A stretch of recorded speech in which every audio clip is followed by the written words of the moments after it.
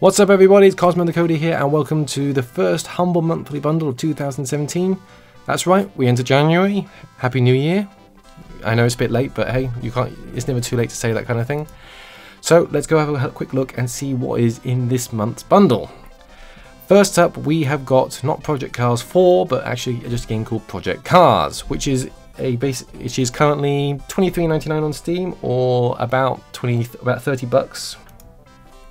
It's a realistic sort of driving simulation game where you basically race a collection of cars around a series of tracks. Some of them are real, based on real locations, and others are not so real, sort of generated based on where the setting is, and so on and so forth. Has an intense online multiplayer apparently, and a career mode for you to drive around and compete against various other drivers. An interesting kind of game if you're into cars apparently, but you can't, just bear in mind, you can't customize the cars, sort of like Need for Speed or whatever your favorite sort of driving-esque game is. So expect limitations in certain things. Good reviews, 72% recently, 77% overall, and 83% on Metacritic. Now, next up is a game that I'm quite pleased I didn't buy in the Steam sale. Mother Russia Bleeds. Admittedly, I was tempted by the sale, but I didn't actually go for it. I'm quite glad I didn't. It's £11 on Steam, or $15. It's basically what would happen if Streets of Rage and Hotline Miami had a baby, in that it's an extremely violent 2D action beat-em-up where you play in a character in a alternative Soviet Union where forced drug addictions cause all kind of havoc. And basically you beat up people and enemies into a bloody pulp. I did mean to get some gameplay footage, but unfortunately I didn't get around to it. But one thing is for sure, I'm definitely interested in playing this game, and hopefully I'm going to play it as soon as I finish recording this video. So I'm looking forward to that. Review-wise are good, 82% recently, 88% overall, and 70% on Metacritic. Extremely positive, good reviews. Some complaints about the controls, but we'll see how that goes. Now, next up is a game that I never heard of, but apparently is exceptionally good. The Legend of Heroes: Trails in the Sky is currently £11 on Steam, or about $15. It's basically a JRPG, and I'll start the video. If it looks a bit dated, don't panic, there's a reason for this. Basically, and I've been practicing this, so here goes. It was released in 2004 on PC in Japan. It was then ported over to the PSP, which is if I get the little video thing, which is this old thing, good grief, in 2006, and later was actually finally translated in 2011, but due to its size, I mean, this game is huge in terms of its size, so the translation took an awfully long time. It was then re-released on PS3 in Japan and on Vita in Japan in 2012 and 2015, with it finally coming to PC in English form in 2014. So that's why it looks a bit dated and like it should be on a mobile system. But anyway, it's basically a JRPG game that is, for most, hailed to be one of the largest, longest, and the most meticulously detailed turn-based JRPG series of all time. Now, this is only the first chapter of it. There are actually 3 chapters. The second chapter has been translated and is on Steam. The third one is due to come out later this year, supposedly, but don't quote me on that because it really depends on how it sort of goes. In other words, it's an exceptionally well-received game. It's 90% recently on Steam, 93% overall, and 85% on Metacritic. Definitely worth checking out if you're into that kind of game. Oops. Now, where is the next bit? Next up is the game that was sort of dangled in front of us last month, is Warhammer End Times Vermintide. Now, this is £23 on Steam, or 30 bucks. It's essentially a Left 4 Dead game, which is sort of crossed with sort of the Thief or other Gothic sort of game. It's basically set in the Warhammer universe, and you basically get to choose one of 5 different player character classes.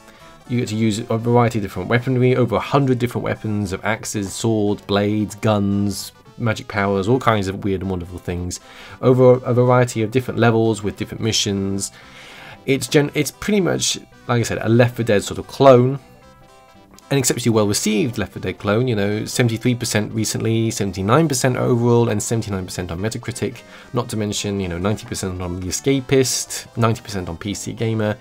Definitely a good game, one for your friends or anyone, or just to play online multiplayer. So it's kind of, it is obviously more of a multiplayer-esque game. It does include 2 DLCs. One of them is actually free. The other one costs £1.99. There are other free DLCs as well on Steam, so by all means get those on board as well.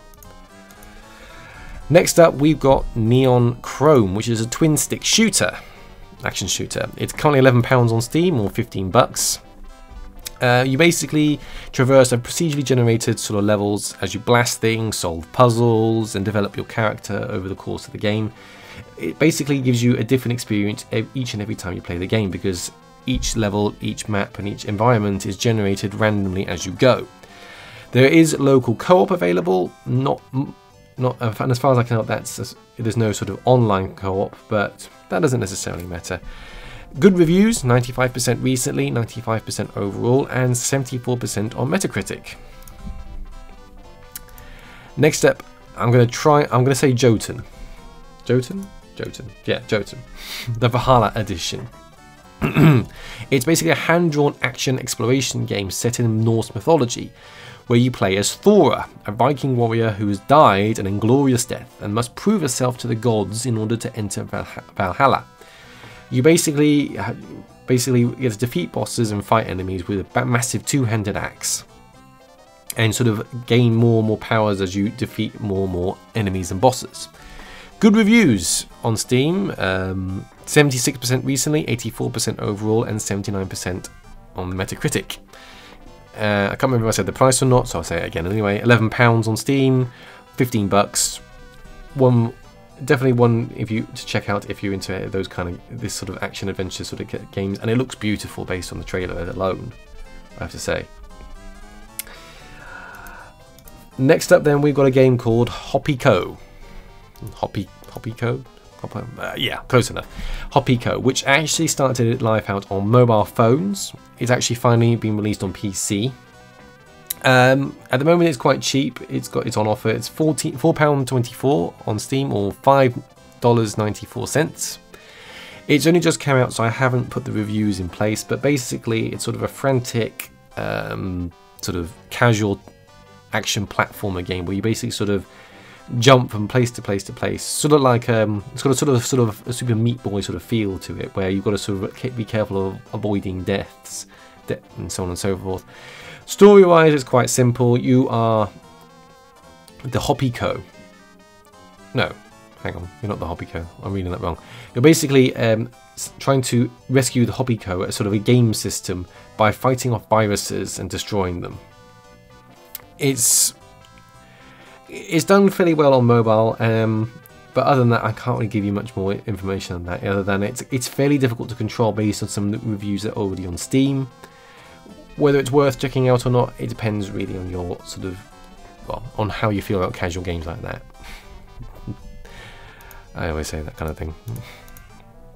Last up, the Humble Original is basically a story-esque storyboard sort of game where you basically travel around as a sort of girl who's babysitting a girl called Kimmy. Literally, it's sort of a story progression sort of game where you sort of have conversations with various people, make decisions based on things, collect items, so on and so forth. So it's not necessarily a action platform or anything else like that. It's basically just a story, a sort of click on this, do that kind of game. You know the sort of type I'm talking about. Doesn't really interest me, if I'm honest, but then, you know, it is what it is. That said, and that, ladies and gentlemen, is pretty much all of that is in this bundle. Next month's bundle is going to have XCOM 2 in it, which from what I understand is an exceptionally good game. If you're into XCOM, I've actually played the first one and it's, if you don't know, it's a turn-based sort of strategy-esque game. So that is the Humble Bundle in its entirety. So, what do I think of this bundle? Well, now, last month I didn't like it, last month's bundle. Some people did call me out on that and say, well, why didn't you like it? I thought it was quite good. And admittedly, yeah, maybe I was a bit harsh. But the game just didn't appeal to me. Project Cars definitely doesn't really appeal to me. I'm not great at driving games. You see some of those playthrough of GTA 5.